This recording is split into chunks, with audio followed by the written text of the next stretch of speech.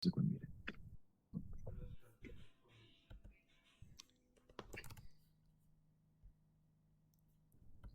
We're live. Okay, we're live. All right, everyone. Well, this is a very special stream. For those of you who have been following the Wolfram Institute since its launch, you're aware that we have live science streams and we also have community forum streams. But now we're going to be initiating a new special program at the Wolfram Institute, and that is our 2022, the 2023 Research Affiliate Program. So, for those of you who are familiar with the physics project, the notion that we would have, affiliates. Sorry, these are they affiliates or are they associates? No, they're affiliates. Sorry, I'm second guessing myself. The notion that we would have affiliates, the majority of whom are alumni of either the Wolfram Summer School or Winter School, form a kind of collective, voluntary group with whom we could collaborate on various efforts of research. This is not necessarily a new idea. This is an idea that was implemented, I think, even only a few months after the launch of the physics project. But now that we have launched the institute itself, which amongst its other functions is serving to accelerate the physics project and onboard fellows to work on it on a full-time basis, one, it seemed natural that the institute itself could host this program, but also because we have a stronger institutional capacity than we had before, it seemed as though some modifications to the program were probably in order. So, I mean, I know everyone here, I think everyone here has gone through one of the winter or summer school programs, and I've known many of you for some time. So what I think I'll do in a somewhat informal way is I think I'll address some of the ways in which I think that this program can be improved and some of the ideas that I have in mind. But of course, I don't want this to be a meeting where I'm essentially just issuing commands and everyone's kind of nodding along. So if people have ideas or suggestions or feedback or what have you, we can kind of discuss all that. We're all peers. And so I'll say a little bit about what I've kind of had in mind, and then we can discuss it to some extent. So, so far as I'm aware, in the past, research affiliates have had some kind of project that they wanted to work on. Often it would be some extension of a project that they had done as a student, though not necessarily. And they would meet with some mentor, I think often Xerxes, and they would work on some individual project with the mentor. Now, this in principle is fine, I suppose, but I think that it could be better. So, one thing is, I think Xerxes' calendar used to be quite saturated with these meetings, and he would be meeting with individual fellows and keeping track of individual affiliates, RAs, and keeping track of a large number of projects. And I think that was somewhat draining. But also, I think the RA program will be better if it does foster some sense of camaraderie or kind of membership within some greater research group. And I fear that if each of the RAs just works with one of us individually on some particular project, then they would miss the opportunity to interact with one another and to kind of form closer research ties that they could if we set up the program in a different way. So it's obvious to me, one thing that I think should be done this upcoming year is that we can form teams. We can form teams that are informed by some common shared research interests, and the teams can work on projects. They can work on kind of long-term projects, say over the course of the entire year.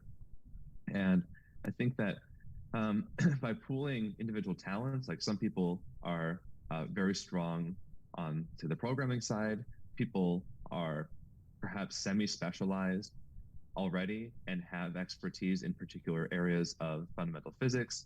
Some people, might be more mathematically inclined than others, et cetera, et cetera, et cetera. So, we have different strengths, and I think that by aggregating those strengths into these teams and working on projects over the long term, I think that will be better. Another thing is that this is a voluntary affair, and so I think individual availability will be somewhat volatile. And so if you have a larger team where you can tell someone, hey, I have, in whatever country, we have finals, this month, so I'll be less available. But if you can cover for me, I can cover for you when you guys have finals. I think that it can help to ensure that these projects kind of continue to advance, even though people are volunteering on very much kind of a part-time basis. Okay, I think David is joining just now. David, Hey, hey how's it there. going? Hey, good to see you. You haven't missed much. I've just been giving kind of a brief intro. So yeah, Sweet. that's kind of one idea that I've had, which is that it would be better to um, have to um, support more of a team format this year for the RA program. So that's kind of the first thing. The second thing is, so one thing that Nick especially is working on right now with the physics project is addressing kind of fundamentals. So I imagine everyone has read the book that Stephen published a few years ago when the project was first launched. And I think the purpose of that book was, one, to serve as this kind of object around which the launch of the project could be oriented, and also to provide, I'd say, some kind of provide an exposition of some of the computational assets that had already been developed, and to kind of speculate on the use of those assets, and to provide at least a kind of provisional sketch of how those assets could inform a project to produce a kind of constructivist model of physics. But that's, I would say, that's the kind of the modest description of the purpose of that book.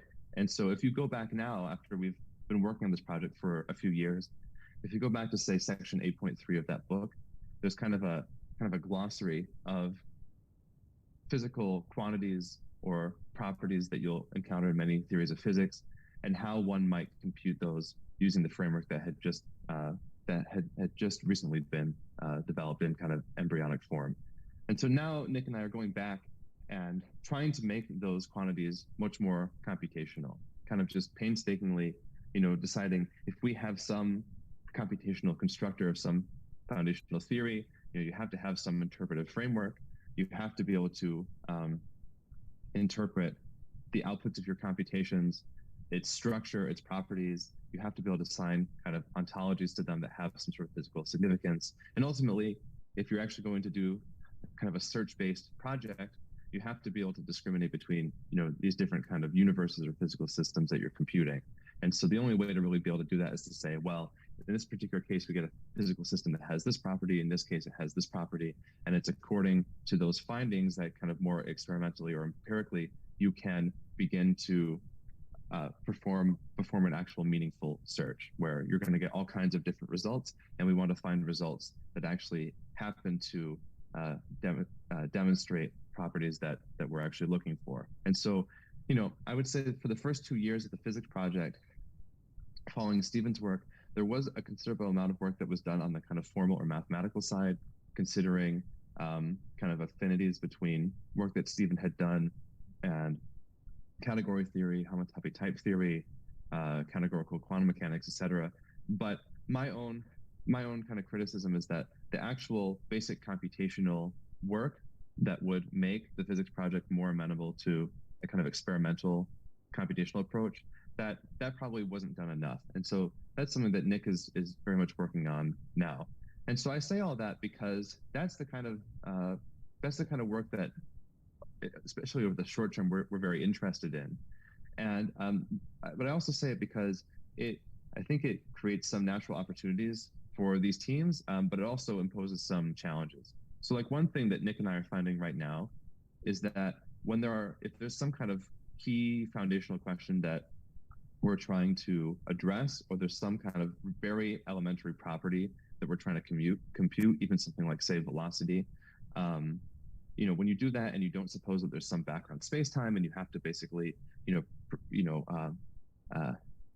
create these constructors where you're not kind of encoding the objects or properties that you want beforehand. You actually want to be able to yield those by merit of the computational work that you're doing. One challenge that we find is that it might not be the case that, say, Nick is just going to step by step basically emulate something like special relativity or quantum field theory. It might not be that easy. It might be the case that if you're abandoning some of the assumptions that kind of hold those theories together, that you'll have to explore more widely. You might have to, you might not literally just be able to emulate it step by step by step. And so on the one hand, what I had in mind was forming groups where, we would kind of gather RAs according to their background knowledge and their interests and the things that they ultimately want to be able to construct computationally. However, there will be some challenges in that as soon as you begin to kind of forfeit some assumptions and you really want to construct things algorithmically as minimally as possible, that you might have to learn about, a large number of explanations or possible theories in physics, so that we are well versed and you can kind of take advantage of things that you can tentatively use given the actual assumptions that you're making. So with that being said, yeah, I think those are kind of the three things that I wanted to highlight in the beginning. So one is, I think it would be better if the RAs work in teams this year. Two, I think that it would be really helpful to us, and I think it provides a good opportunity for you, if rather than, yeah, okay, I'll say one other thing about this. I'm sure you guys have seen at, say, the summer or winter schools, that someone will have some topic that they really want to study with respect to the physics project. And it's quite clear, at least to me, for instance, that particular topic in fundamental physics will only really be meaningfully studied like a few years from now, because it has so many dependencies. So like if we struggle to define certain concepts and like be able to compute them in general, given some underlying rule, if we struggle with kind of basic fundamental properties, then doing something at a very high level, even something like the, say, ADS-CFT correspondence, which people seem to bring up quite often, it's like, well, until we really have nailed down many of the kind of dependent concepts that are involved in something like ADS-CFT, then I don't think it really can be done that meaningfully. So I'd like to kind of submit an appeal, to you all, that you might take an interest in kind of really low level constructivist physics, in terms of if there are things that you would like to see developed in this project, because ultimately that they'll be needed in order to do kind of higher level theory within our framework. But I'd very much like to submit an appeal to you all that, in order to do that, there are all kinds of somewhat more elementary advances that need to be made. But of course, that might sound boring at first, but if you actually are able to do that, like if you're able to help us, for instance, construct, elementary particles using this approach, that'll be really satisfying, and it'll be really cool to actually do that from such a low level. So that's kind of a general appeal that I'd like to make, which is, instead of somewhat speculatively or in a hand-waving kind of way, working at a higher level than is really kind of constructively feasible, I'd like to, at least with the Institute, I'd like to make a very honest effort to just step by step construct something for which we can really be accountable. And it would be really great to form teams where people who have different skills can work on that. And I'm very interested in learning about the interests that you now have. Maybe there are skills that you didn't have before that you have now. Maybe after everything that I've said, there are certain things that you're interested in, or you have criticisms, or you have complaints, or you want to debate, or what have you. So now that I've given this, I don't know, whatever, monologue, or just describing some of the ideas that I have, I'm very interested in hearing what you all make of it.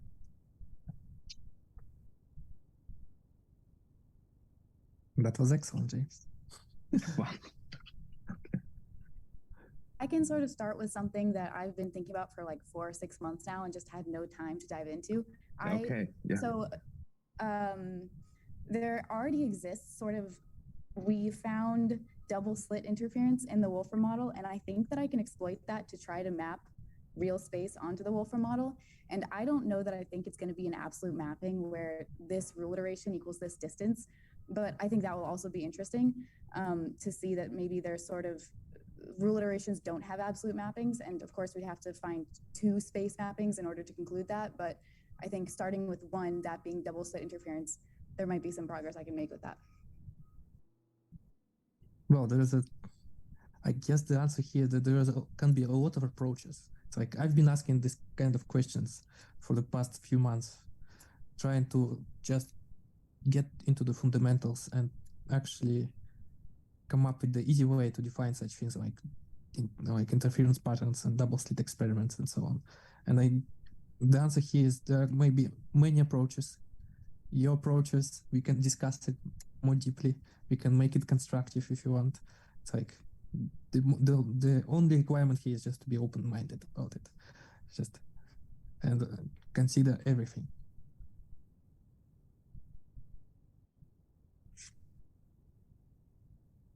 Can I ask something as well? Sure. Yeah. Okay. Yes. So, in the example that you mentioned about the velocity, for example, in order to understand better this concept of defining the fundamental elements of something greater. That's what I understood. Yeah. For example, you said that you tried to define velocity. Which properties did you ended up using, and which others did you not use in order to define it in a way that it would be flexible, in order to adapt in many? That's what I understood. But I wanted to hear more about this. I guess I can explain what we have been doing with this observer theory, like we call it right now, right? Because the initial idea of velocity of the Wolfram physics project was that when you have a causal graph, it doesn't matter where it comes from, whether it's from computational model or other ways, right? If you have a labeling, this foliation as we call it, and somehow we can turn around this graph, like make a automorphic group out of it, basically transform it, and that's where you kind of have some Lorentz invariance defined on top of it, and you basically that would represent your space-time, which is very global idea of a space-time when you just describe space-time when it emerges from just causal relations. But in observer theory, we try and be a little bit more specific. We instead of just having this global frame, which is just a foliation of your causal graph, we're trying to define some chain through this causal graph and just define an observer this way. And then we can describe velocities of other such chains through this causal graph, which is another observer or another particle. When you have a causal graph with two chains, for example, then you can see which events are in each other of observer future or their past. So basically you can quantify the influence of one observer in another, right? So these chains are kind of discretized world lines for observers, where you know, which I don't really agree with this, but you see it in relativity books all the time, where even some individual particle is kind of treated as an observer, where of course computationally the particles don't have phenomenology, but we'll address that at some other point. The basic treatment of special relativity starts with some world lines, and here you also have an observer, but it's a discrete observer moving through a causal graph instead of a underlying space-time, right? Because the causal graph itself needs space-time from its elements, whatever underlying computational space is beneath it, right? And when you just take this observer chain and just quantify influence of one on another, you can define at least you can easily define 1+1 dimensional space. So you can at least measure or assign coordinate to each 1+1 coordinate to each event in relation to the observer you pick. And you can do it for every chain, and you quantify some events around it using this chain. And that's how observer perceives the world around it, basically, quantifying events around it.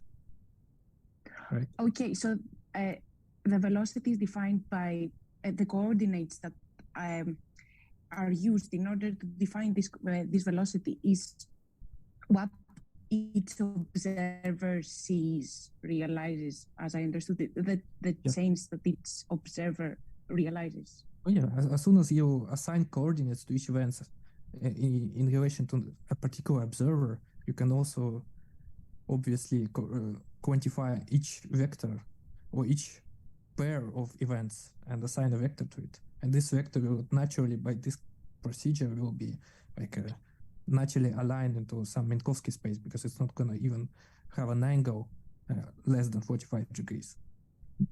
Okay. So I think I don't know, to make a more philosophical description, I mean, I've been trying to find a way, for people who are completely unfamiliar with the physics project or even hold some prejudices against the physics project, but I'm just trying to explain it to people kind of in a philosophical way. I would say that amongst the objectives, right, is to develop a computationally constructivist, experimental, background independent, observer dependent theory of physics. And that's kind of a very somewhat concise description of it. But when I say background independent, observer dependent, what I mean is we're not kind of relying, religiously on the presumption that there's some smooth manifold that we get for free. You have to actually be able to compute space-time yourself, but also that observers are internal to the model, and that even in many cases, quantities that are physical quantities that you'll extract actually requires understanding how an observer internal to the model would extract them. And so Nick's case is a perfectly fine example of that, where in order to even be able to coordinatize and then embed your space-time, even when you're in 1+1 dimensions, you have to actually account for actually not even one observer. You have to account for at least two. And then we're still trying to figure out how to escape from 1+1 dimensions. Life kind of sucks in 1+1 dimensions, but that's where we are right now. It requires, it seems as though, at least from some of the works that Nick has been reading, that it requires more than two observers to actually be able to get this embedding for. It's either you require more than two observers and just quantify your events in not in relation to one, but more, or you actually bring quantum mechanics into the picture, and you also project not to the chains but anti-chains, and just make this dual picture and do almost exactly the same procedure, and that will give you an additional 2 degrees of freedom that you can use to make a 4-dimensional space-time. Okay. Now, just to zoom out for a second, I mean, just to be kind of direct, I mean, do you people want to work in teams with one another, or do you want to just have individual sessions where you ask Nick or Carlos or me questions?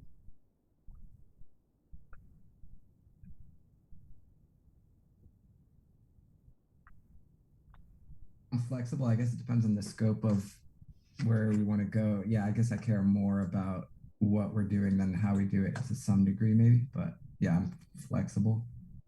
Okay. I'd say it depends very much on whether there are people with similar and well enough aligned interests and projects to make working together efficient. I could very much imagine being way more productive in a team, especially because one of the main bottlenecks of what I'm trying to do is that I simply lack the actual competence in some mathematical areas to do it.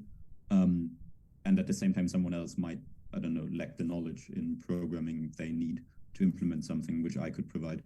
But at the same time, I don't know enough about the people and the staff. And to be honest, for example, I have looked at the community, of course, at the Discord server and the website, but I'm not entirely sure, for example, who is, what the total set of people working on this project is and what their respective positions are and what they, what exactly they're working on and what they're willing to do and so on, right? So for me, from my point of view, which is very limited, I'm also lacking the information a bit to decide whether it's, whether it's a good idea. Although I'm usually more in favor of teamwork than working alone, I guess. Yeah, that's fair. Well, okay, one quick comment on that. So Nick, Łukasz, Carlos are currently fellows at the Institute. I've made a few offers recently that were also accepted. Xerxes, we've been trying to work out something with Xerxes because he can't make the full commitment to being a fellow, but he is going to be involved, and so I just made him an offer, which I think he accepted. So Xerxes is also with the institute.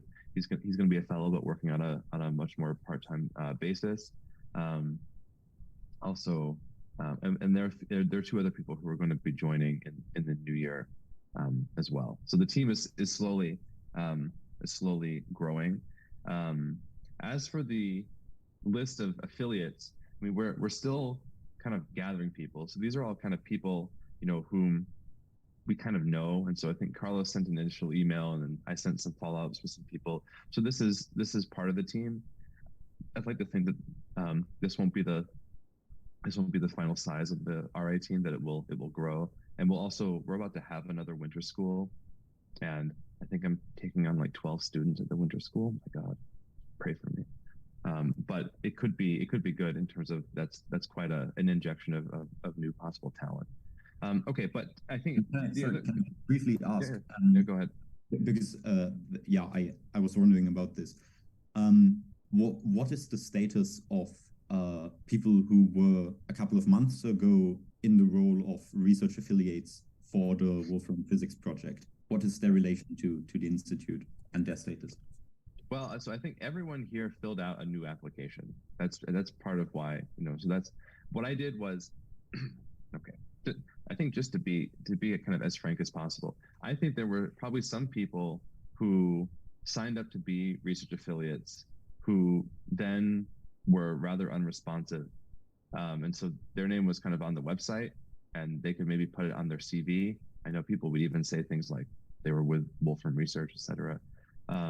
I wanted to kind of not start over, but I wanted to actually try and determine who amongst the people on that list are actually interested in doing research, which is why we sent out that other application where I thought, why don't we just have it be the case that every year people who are interested in being research affiliates apply to be research affiliates. And if they were already a research affiliate, they just submit their application, which takes a few minutes, and they just describe what they've done before and what they want to do again. And to no surprise, the people like whom I actually know, because I've had many interactions with them, many of those people submitted applications again. So if there are people who, but I do fear that there are people who would otherwise be able to make some sort of contribution, and they just didn't fill out an application, and we probably could have chased them more. And so maybe there's some more kind of chasing that can be done where existing affiliates, we could kind of contact them once again and say, hey, you were an affiliate before. We'd be happy if you want to apply again, but you have to apply. You have to at least be able to signal that you can take a few minutes to submit an application. If you can't do that, then I begin to worry that it's just going to be we're going to be a resume stuffer for people. And I don't really want to do that, especially since the project is so new. I'd like it to be the case that everyone who says that they're involved is actually really doing something. Otherwise it looks inflated. I don't really want us to do that kind of thing. But I think also to satisfy your curiosity, I mean, it would be good. Maybe there are people who are part of the Hollywood squares here who actually have never met each other or don't know anything about each other. Like, maybe, not to pick on people, maybe like David doesn't know Rose. I don't know, because Rose was like a winter school student and David did the summer school years before. And so maybe there are people who haven't met each other. So if we want to do the whole intro thing where you describe, whatever it is, but I think maybe if you want to highlight your interests, and then, I don't know, maybe you're bashful, but if you want to say a thing or two about what you think you're good at, that would be helpful too, especially since we're contemplating the prospect of forming teams. So I'm not going to pick on people. Just, someone speak up. I mean, I will actually point at someone if no one speaks up, but I presume that we can do this.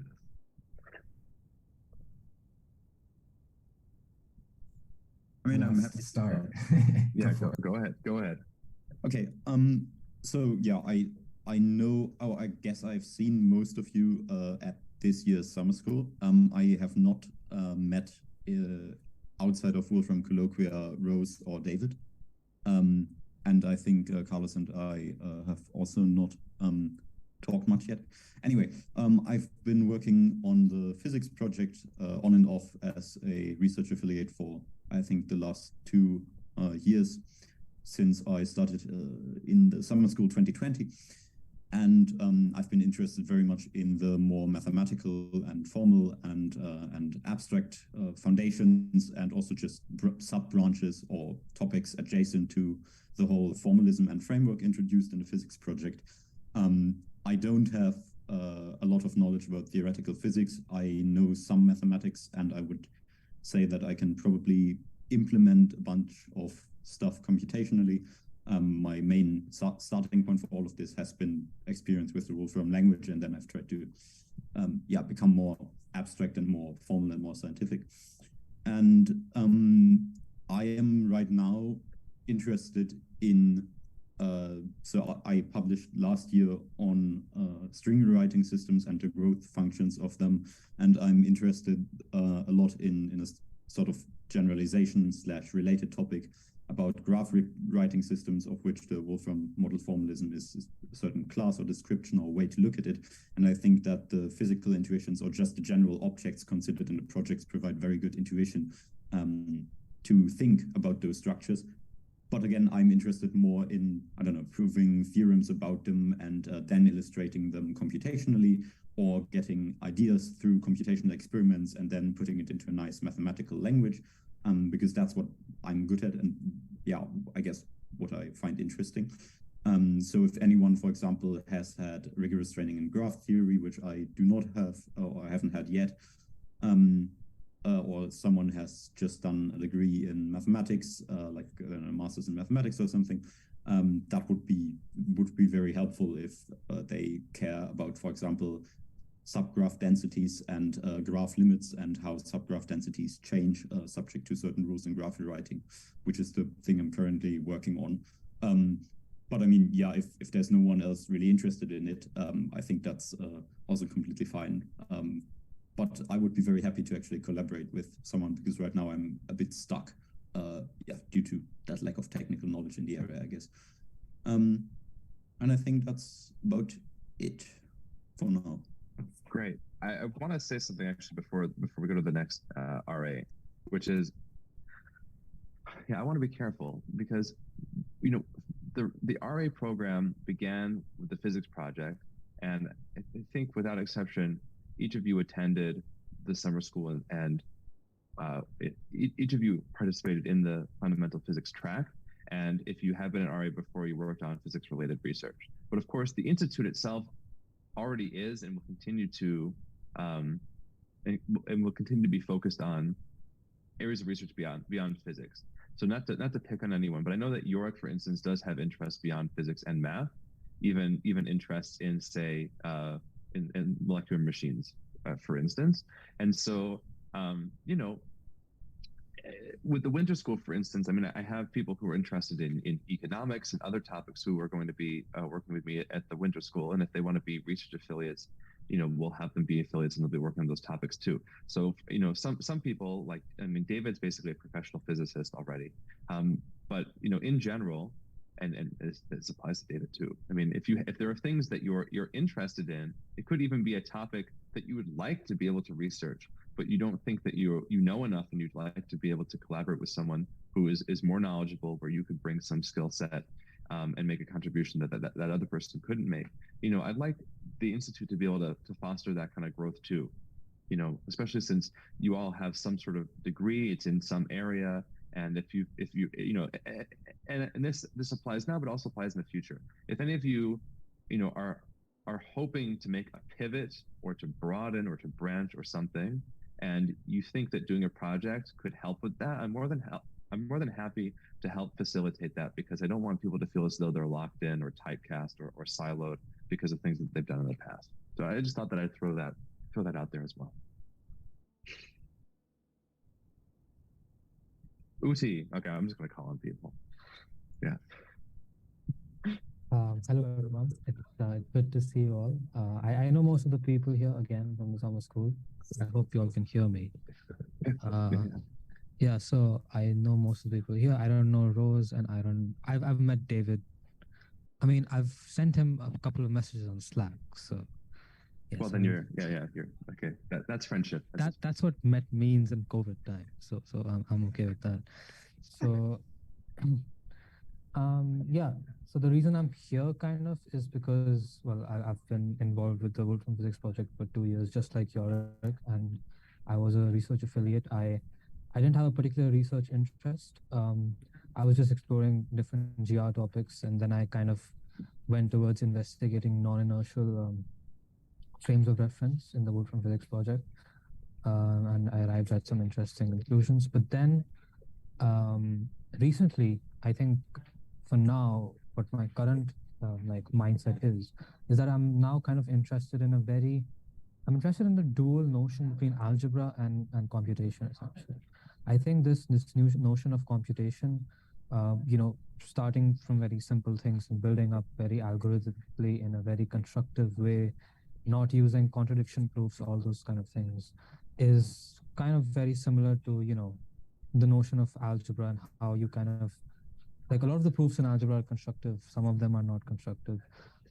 So I think this notion of purely algebraic and combinatorial structures is very useful. And as Yorick said, graph rewriting is a computational system, but you can also study it algebraically. So some of you in physics might be interested. Like recently, I've been interested in how you can model the Euler-Lagrange equations are quite famous. You can use the action principle on different things and get this same Euler-Lagrange equations. But often we don't really care about whether the integrals are even well defined or whether the mathematical properties are well defined. I think often we just care about the combinatorial structure that is satisfied by the integrals. And so there must be some combinatorial and hence computational, and also vice versa, structure that captures that. So I want to explore that. And another reason is that at the university I'm at currently in Canada, Waterloo, is pretty good in combinatorics. And I think a lot of the professors here, even though they're not aware of the stuff that Wolfram is doing, I think it would be good if they were, because they're just doing, I think they're doing a lot of similar things. And so, yeah, I think I can probably, form a bridge or something. So I'm currently looking for opportunities here in my university as well. So yeah, that's about it. And I believe, Uchi, that you either have started or you plan to start some sort of student organization that is concerned with these research topics. I mean, you would send me something about starting some student organization about algebra and rewriting or something like that. So, hey, free advertising on Twitch if you wanna say something about it. Sure. I've like over here. Like one of the reasons I want to start that is because I've mainly been around, math and CS people since I came here, but I want to branch and meet other people outside math and physics, psychology, philosophy, linguistics, all those kind of things. And all of these are complex systems. So you can study them computationally and study them algebraically, study them using very abstract mathematical structures. And I think I can take leverage of the fact that this is a good university for algebra and computation, and a lot of the people are interested in it. So I just thought, what if we can just bring these people together and discuss about these kind of things and maybe also do some projects. So that's basically in a nutshell what it is. Is it going to be like a student club where you reserve some classroom every Tuesday at 7, and then you meet, something like that? Yeah, I mean, I applied to the Math Society here. They kind of reject me, but that's another story. So right now I'm just in the university. There's another club, like a thing for all of the clubs here. So I think I'm just gonna apply for that. It's in the process. What's the name of your club? The name is really like cringy. I know, that's why I'm asking. Yeah. I'll just lie. Center for Studies in Mathematics. There you go. That's not the name, by the way, but I'm lying. So no, that's too vague. What is it? What is it? The Center for the Study of Algebraic Algebra and Rewrite, or what? No, okay. How many letters in the acronym? Probably uncountably many. No, I'm kidding. It's not possible to be uncountable. No. It was originally the Waterloo Undergraduate Center for Complex Systems, which feels really plagiarized. But I'm gonna change it soon, and it's gonna be something really different. I can guarantee that. Well, if you have complex systems in the title, Yeah. you're just going to attract all kinds of people. You're going to get people who want to study like Lotka-Volterra equations and all kinds of things that may or may not be pertinent Yes, to what you want to exactly. So study. that's why I was kind of complex system spans a variety of different areas, which is why I thought about it. But I don't know. I'll probably come up with a new name. If anyone has any suggestions, put them through. I'll think about it.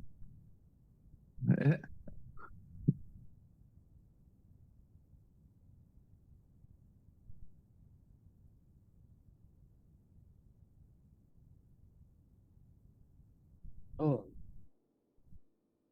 cool.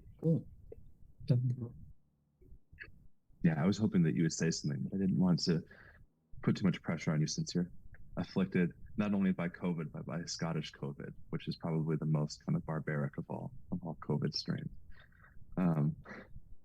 Okay. So Uzi got his free commercial. Okay, we'll think of some sort of a name. But do you have members, or is it just you sitting in the classroom by yourself? Right now, it's pretty much the latter. But no, I'm currently I am currently finding other people. Okay, it's exam time. To be honest, I don't want to get distracted.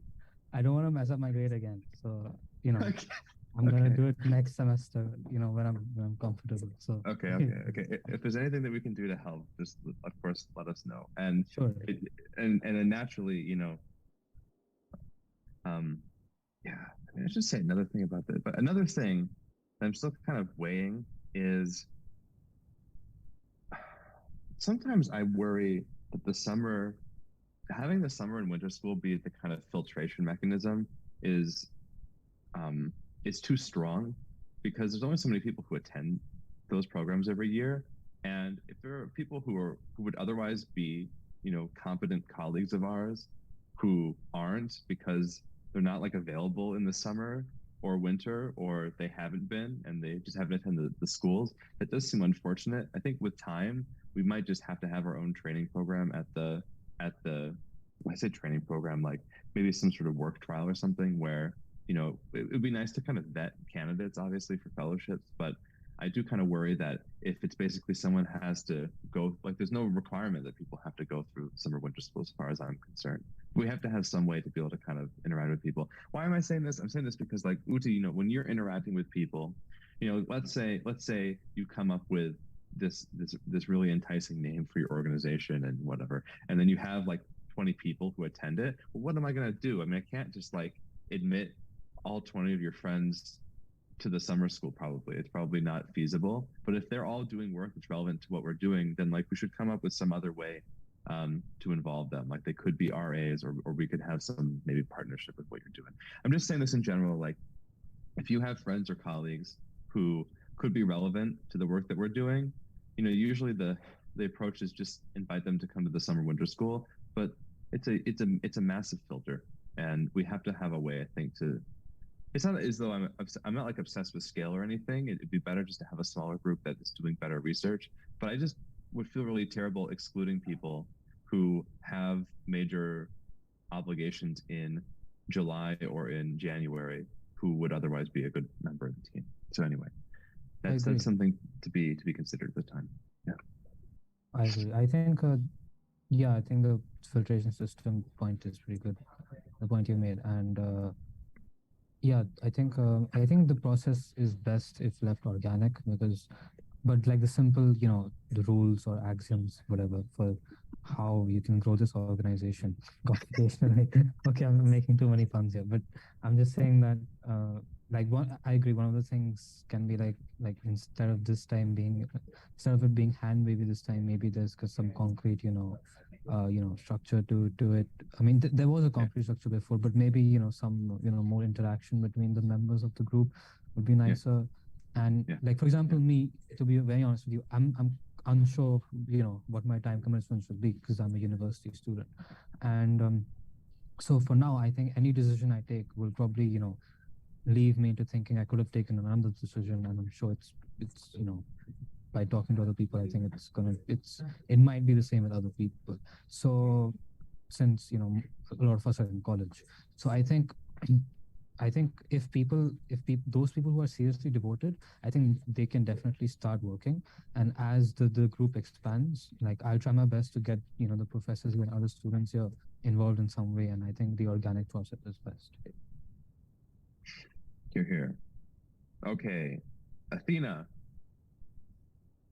Okay, so my name is Athena. I attended last year's summer school in 2021, yes. And okay, so I did a project there that I really liked about the self-referential data structures. I really liked the process of building types, of giving freedom to these types, thinking how to make them better. So that's why I was interested in also participating in this research affiliate, Wolfram Institute. What I'm interested, I would say that I really like, I'm also studying about special relativity and general relativity, and I really like to dive into the proofs, the mathematical proofs of these concepts.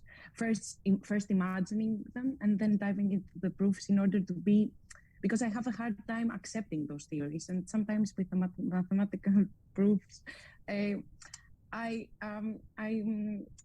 help me a lot. So I am interested also in that kind of stuff. I think that's it. I don't know. I'm currently studying electrical and computer engineering. I'm in my third year. Actually, Athena, I think you attended the summer school this year. I know it feels like a long yes, time ago. Yes, yes. While I was thinking, I thought that I made a mistake. So, but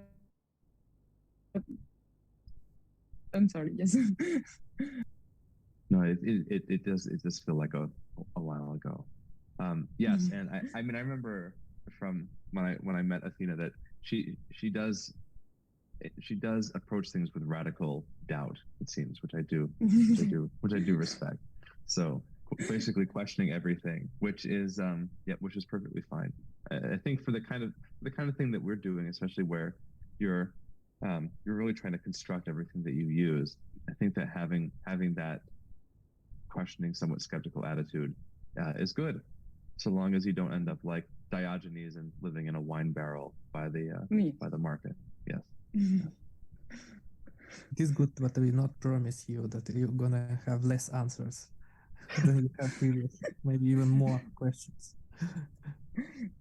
That's what I'm hoping for. So, but okay. Maybe Rose. Hi everyone. So I do experimental physics. Specifically, I do atomic, molecular, and optical. So a lot of like cold atom stuff. And this was and I came on with the winter school this year. So last January, almost a year ago now. This sort of came up a lot in observer theory because we had just this repeated question: how do we measure this, like in ordinary physics? How do these quantities relate? How do we know that how do we quantify the world as is in just like physics as it stands? And this is also becoming, even more relevant than I realized a year ago, because my direction looks to be sort of quantum sensing, quantum metrology, precision measurement. I also like coding, but that's sort of my background. Well, so far everyone has quite diverse interests, which does present somewhat of a challenge in terms of team interactions. But let's see. Maybe I'm speaking too soon. David. Hey, I'm David. So let's see, I got a PhD in theoretical physics in 2018. I'm basically a quantum field theorist. In some regards, my naive assumption is that gravity can be treated as a quantum field theory when appropriately reformulated. String theory, supergravity is quantum field theory. Loop quantum gravity is using methods from quantum field theory. So all these new paradigms are really just taking stuff from quantum field theory in my point of view. So I'm interested in particle physics beyond the standard model physics, and have studied gauge theory a lot. But I'm also interested in classifications of gravity beyond general relativity, in particular gauge gravity. So I guess maybe the one statement to say is that general relativity has curvature, which from one perspective is the most macroscopic form of differential geometry. So there's this obscure thing called non-metricity that is related to zero-dimensional defects. So there's all this talk about like singularities in GR. And my essential point is that if we're going to study quantum gravity and we want to figure out what's going on at high energies or at singularities, it might help to first understand the classical gravitation of point defects, because it just seems obvious. Like basically everyone is overlooking the most microscopic forms of gravitation and then just trying to study quantum gravity. And I'm also interested in E8 and unification of like conformal gravity and SU5 gut and such. So yeah, I did a Wolfram project that was looking at defects. I kind of forced it onto these discrete graphs. My essential point was that there is actually a continuous gauge symmetry, because if you don't care about the geometry in these graphs, you can, like, it doesn't matter where the position, like we have these graphs that are discrete in some sense, but if the position is even well defined, then in principle, you could have same graphs that are representing the same physics that has some continuous gauge symmetry, where you can translate, these graph distances aren't real distances. So there's some gauge symmetry there that's continuous, but Wolfram was more interested in discrete gauge symmetry. So perhaps that is something I should look into more, like the work of Manton for discrete formulations of gauge theory, because that is also of interest to what I'm working on now at Quantum Gravity Research. And then finally, I'll just leave a point that maybe if we have these graphs, if we take a quantum perspective, can we have some notion of a creation and annihilation operator for the nodes on the graph themselves? Typically, we have creation and annihilation operators for fields, and the fields are already living in space-time. But what if we just have creation and annihilation operators for points in space-time itself? Does that relate to non-metricity of phase space? And can we think of this in terms of renormalization? So you have some bare vacuum that has no space-time associated to it. And can you think of like fine grading that as adding points in space-time? Or yeah, basically like, in order to create a measurement in space-time, you need to first construct space-time. And it seems like we need to figure out the mathematics for that. So thank you for listening. Yeah, well, I think Nick and I were chatting about this just like a few days ago. I mean, Nick is of the opinion that even events themselves can be treated as creation and annihilation operators. But Nick, you wanna take a stab at this? Oh yeah, well, that's the very direct intuition. If you have an event, if you think of it as just a rewriting rule acting on some computational space, what is it actually doing? It's just creating and destroying actual hyperedges. If you talk about hyperedge rewriting rule, for example, so why not you just treat them as operators or fields actually that create particles and space itself?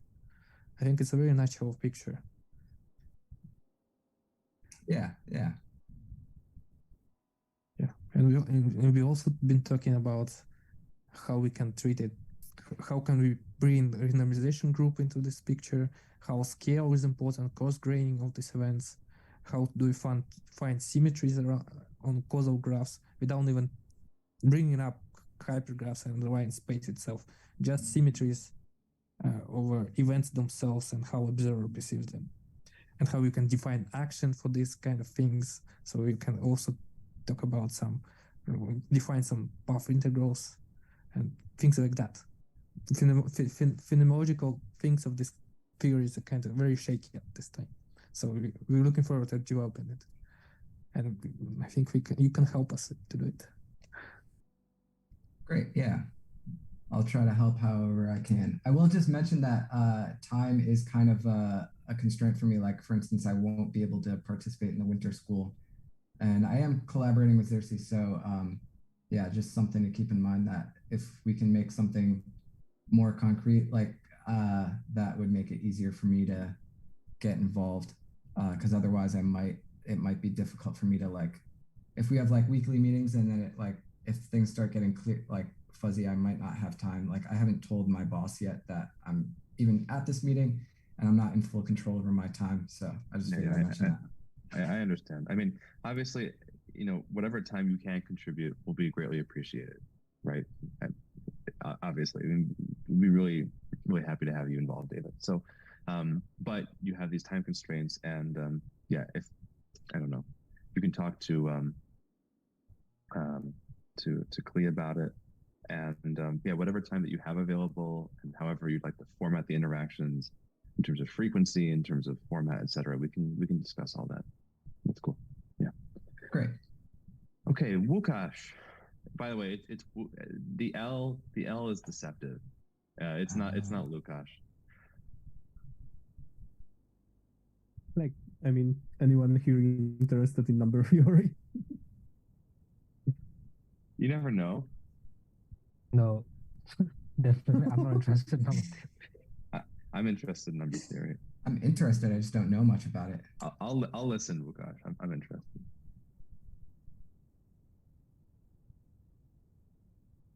So, what do you want me to say? Like, describe the Langlands or what? Well, people might not even know who you are, so you may as well just introduce yourself like everyone else has. Oh yeah, hi people.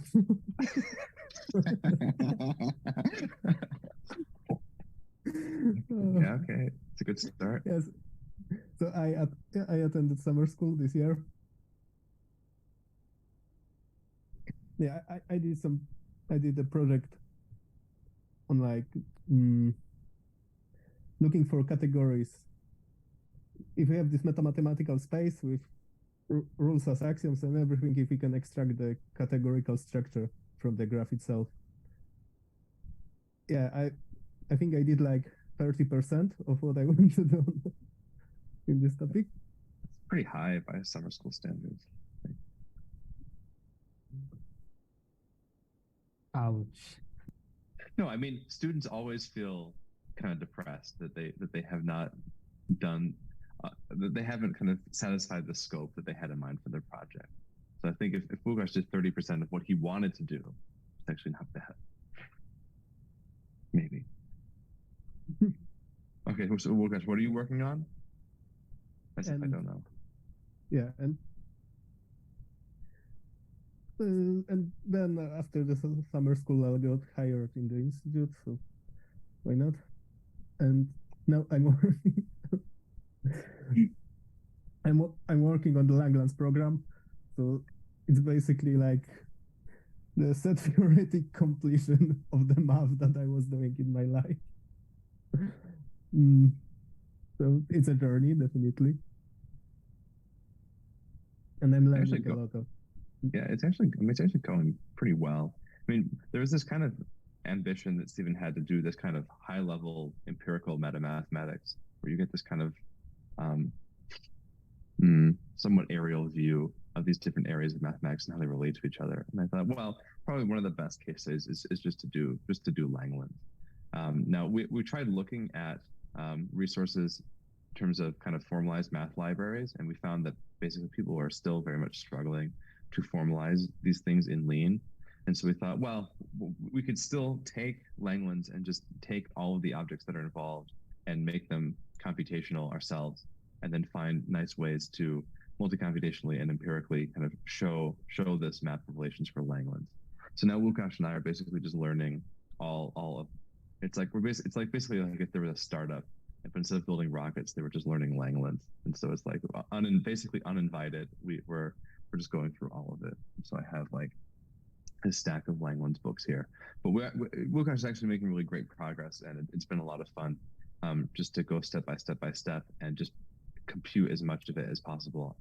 What we're really looking forward to doing is like maybe after a year or something, having it would be really, I mean, look, it'd be really great to have just some book called Computational Langlands, where it's like every single aspect of it, you just, you have computations of obviously things like L functions, but even everything in algebraic number theory, you have nice kind of computational examples for it.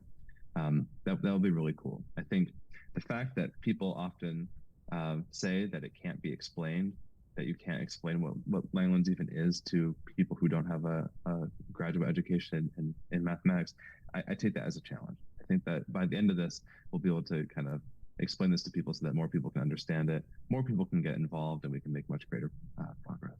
Anyway, that's what Łukasz is doing. Eventually, it's going to be meta mathematics for Langland's program, but right now it's basically just us sweating our way through Langland. Okay, Carlos, I don't know, man. You want to give an intro?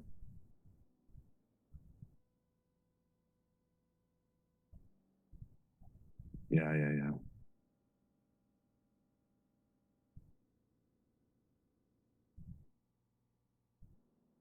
It's fine. Yeah, I understand. Jesus.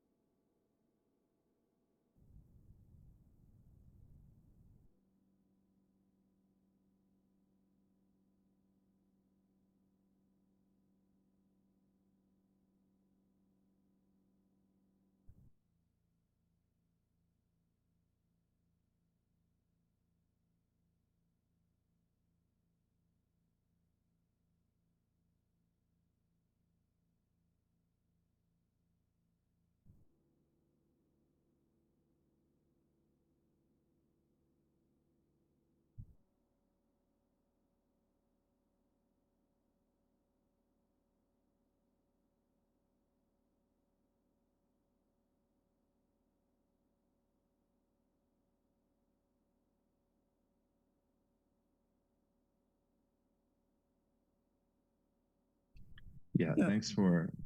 I will ask you that we can maybe arrange a meeting. I don't know how. Have you worked with graph limits?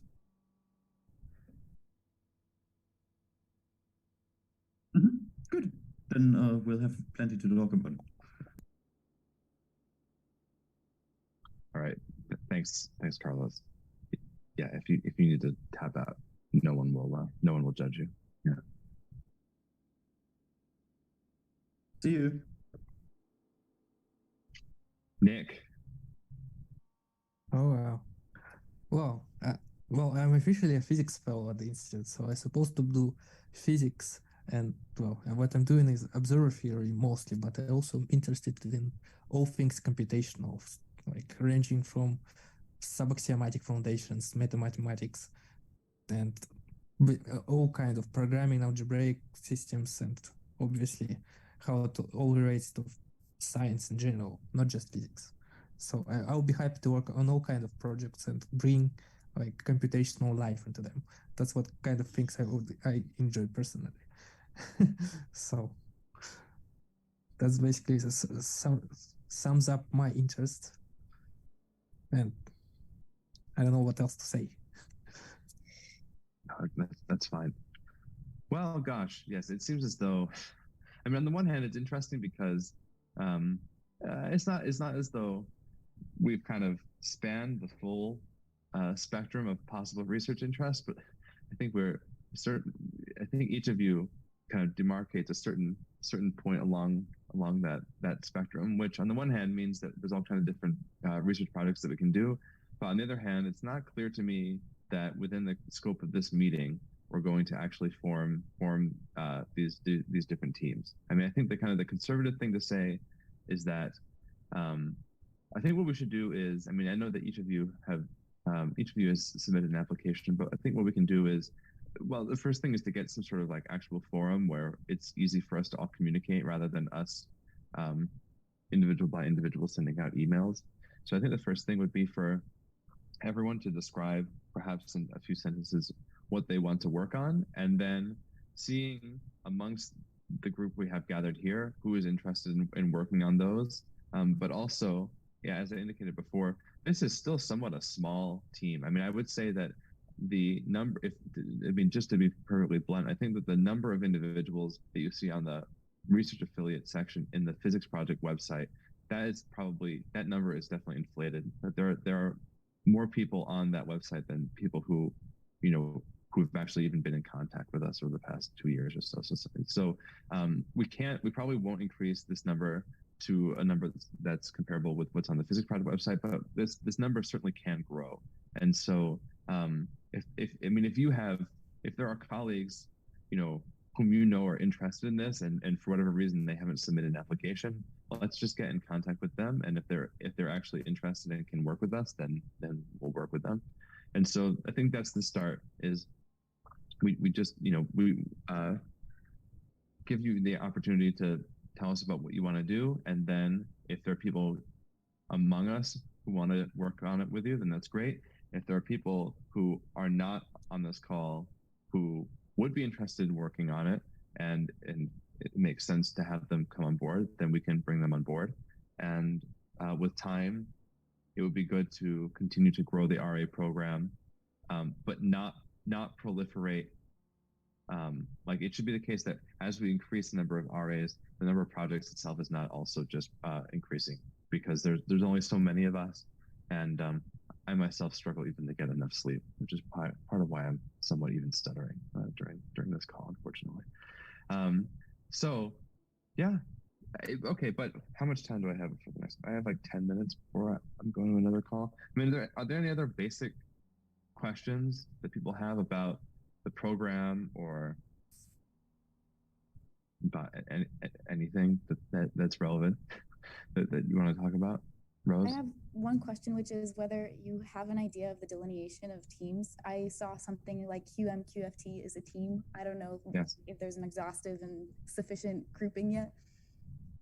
Yeah, well, so those were kind of original kind of divisions that I had in mind, but it occurred to me after suggesting those that there is a pretty strong chance that those won't be the divisions, because it really depends on what people want to work on. Like, if everyone wanted to work on QFT, but they were attracted to different kind of aspects of it, then we would probably divide it up according to those. It seems as though the interests are quite varied, but I could imagine, for instance, like, not to pick on people randomly, I could imagine like Yorick and Athena and Uti being on some kind of team, perhaps. If you wanted to kind of abstract softly what they're doing and trying to find, kind of core thematic areas of common interest, I can imagine, I can imagine also Carlos being a strong leader and Nick. I mean, this is something that's an example of a kind of a possible team there. I can imagine Rose and David perhaps having some, well, I'm not sure if you have common interests, but I mean, we could imagine, like, if people had to be grouped, which they don't have to be, but if I tried to group people, I could kind of imagine some way to group people. But let's start by, that's why I want to learn more about what you want to do, because once you say, I want to do this, and then, let people voluntarily, say if they're interested in working with you. And if it turns out that this is completely atomistic and everyone suggests a project and no one wants to work with anyone else on another project, then we'll have to figure that out logistically. It would be good, I think, for people to collaborate. Okay, one other thing though, and I am largely thinking on my feet, because that's how it goes. If it is the case that people have a lot of different separate projects, of course, it doesn't necessarily mean that we still can't have a culture that is collaborative and allows people to meet with one another. We could just have meetings kind of like this, where we discuss a number of different topics during the meeting, and so long as people are comfortable with not having a one-on-one format where they get to basically ask as many questions as they want and not share time with others, then we could do something like that. So I want to be flexible. Basically, I just want to make a program that you all enjoy, and that, I mean, you're doing this voluntarily. And so, you know, obviously, if you do good research, we benefit. And if you're happy and you're excited about it and you're sharing what you're doing, it's good promotionally for us. But it can't be, the benefits can't just flow one way. You know, I think the age range here is varied, as is your kind of degree of professional development. David perhaps being the most far along. And so it's like whatever we can do within reason that helps you all as you're either navigating your undergraduate or higher educational career, or as you're thinking about your actual real careers, you know, whatever, you know, I just want to set this up in a way where you guys can actually, you can benefit, and you like what you're doing and you like the format. That would be good for me. That's what I would like.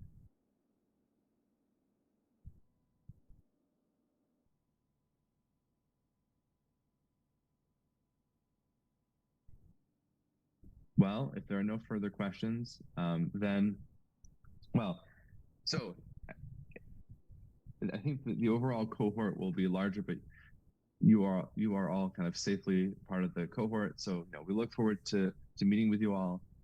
We can figure out how to communicate. We can either have a private channel on Discord, or we can set up like some sort of chat group via Signal. It has to be something like that because we're international. So anyway, we can figure that all out. But yeah, I look forward to hearing more about what you want to do and finding the best way to do it. So, okay, cool. Cheers. Thanks, Yora, Christina, for staying up so late. I don't know what time it is for you. Hopefully not too bad. It's okay. It's No, like it's okay. Okay. 10:30. For me, 11:30, but it's fine. Okay, cool. All right. Cheers. See you soon. Bye-bye. Bye. See you later.